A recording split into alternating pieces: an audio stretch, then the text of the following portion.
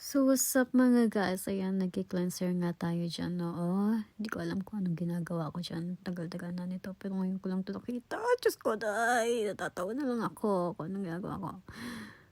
Ayan. Tapos, bongga. Gora lang, sis. Carry yan. Oh, may pa beauty pa yan. Wala na, haggard na yan ngayon. Ay, aba, naglabas pa ng toner ang Inday. Aba, hindi ko talaga na-realize ganito ako kaano noon. As in, ngayon hindi na ako nagkaganito eh. Haggard na yung mukha ko. Stress na. Pabayaan na. Seryoso ba? Ay, Diyos ko, may pa-serum pa, day. Aba, bongga naman. Sarap talaga i-judge ng sarili ko noon. Diyos ko, wala ba ta? Ano pa? Oh. Sige lang. Panibagong serum na naman ba yan? Ay, ayos naman. Oh, sige. Masahe mo lang ang mukha mo, dai. Lagyan mo ng moisturizer, serum. Ano pa?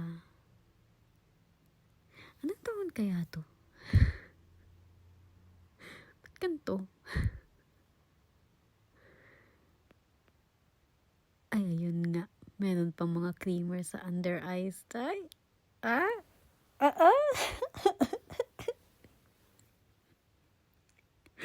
Oh my God!